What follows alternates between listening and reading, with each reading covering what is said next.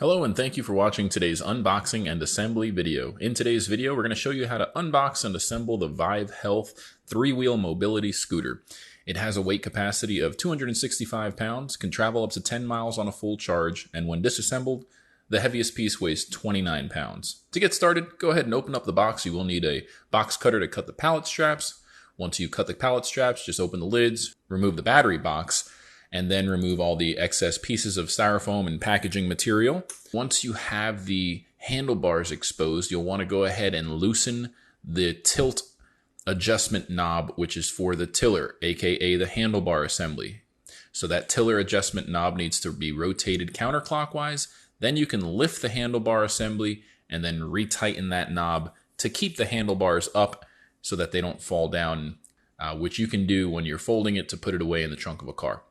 So go ahead and just remove the bubble wrap from the handlebars, the styrofoam block that was under the handlebar, and then locate the box with the battery charger in it. Just go ahead and take the battery charger out, put it to the side for now. We'll show you how to set that up later.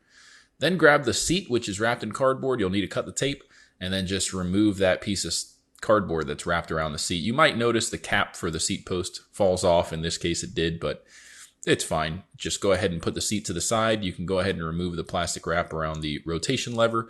And you'll notice that there are two tension adjustment knobs for the armrest rails on the seat as well. Now we're just removing the basket. The basket does come with a styrofoam block inside. And in that block, you're going to find a bag with the user manual, some keys, a tension adjustment knob, and a seat post pin. Make sure to read the user manual in its entirety before you operate your mobility scooter and keep all of the packaging in case you need to return your unit. What we're doing right now is we're going to cut the front of the box out by making a cut right along the side of the left and the right side.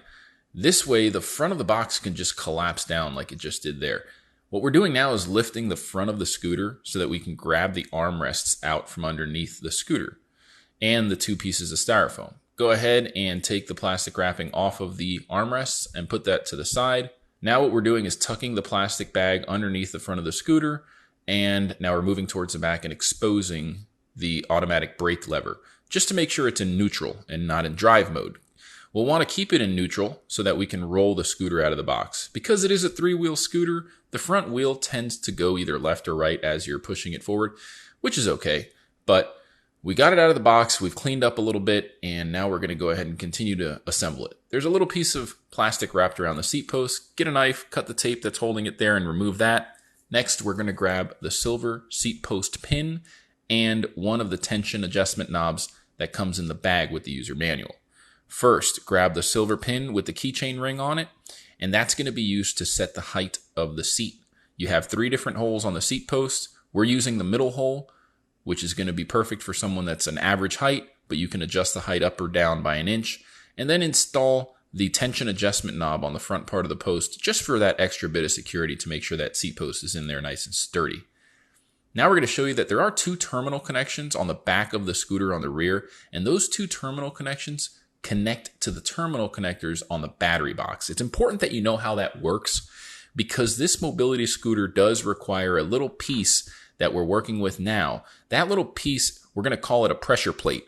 It needs to rest over the left and the right side of the battery box behind the seat post, and then you need to tighten that tension adjustment knob so that the contact on the 2 terminals meet.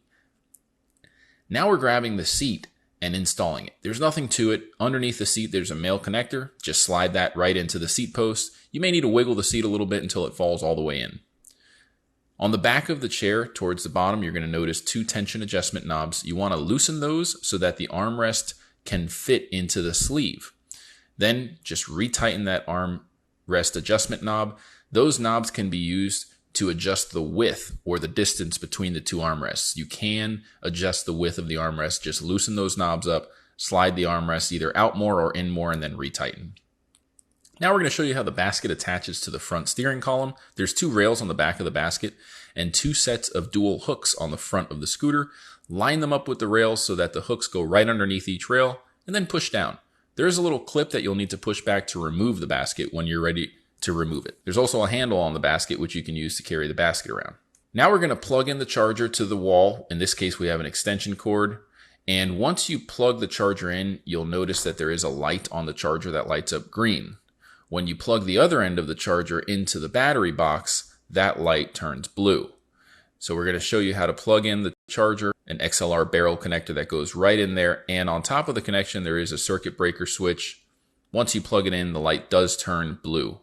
We're going to show you now that the handlebar assembly allows you to tilt it forward or back using that tension adjustment knob that we worked with earlier. So you can set the handlebar closer to you, further away from you. You can also flip up the armrests. The seat does also rotate.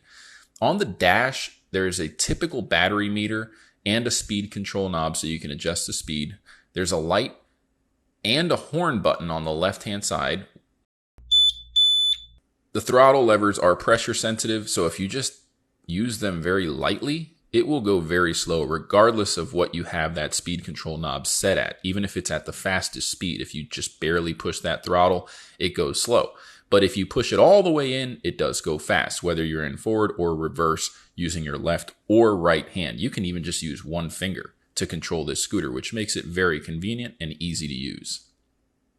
To take this scooter apart, it's pretty easy. You just need to remove the basket first, fold down the seat, pick up the seat and pull it right off of the seat post. And then you can loosen the adjustment knob for the pressure plate on the battery box like we're showing you here. Then rotate the pressure plate so it's out of the way and just pick the battery box straight up. The next step is to disconnect the barrel connector. There is a little screw-on nut towards the base of that connector, which you'll want to rotate counterclockwise and then just disconnect that cable. Next, you'll want to grab that little yellow latch, lift up so that the back starts to detach from the front, and then grab the handle on the front part on the base where your feet go, and then just pull the front away from the rear.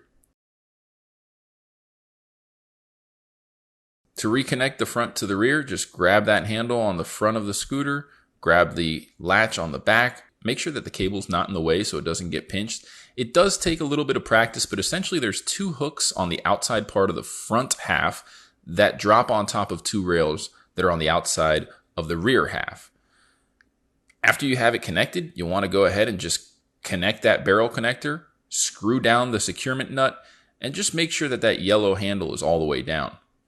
After that, just grab the battery box, reinstall it, put the pressure plate so that it's rested over the left and the right side of the battery pack, tighten the knob so that it's pushing down on that terminal connector and making contact, and you should be good to go.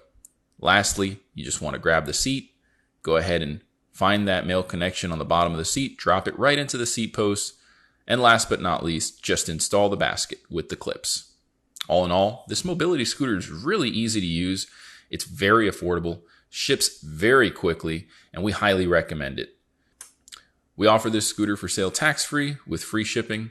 We have non-commissioned sales experts standing by, ready to answer your questions. Please don't forget to like this video or drop a question in the comment section below. And if you want to get notified when new videos come out just like this one, be sure to subscribe to our YouTube channel and enable notifications. Thanks again for watching. Have a great day.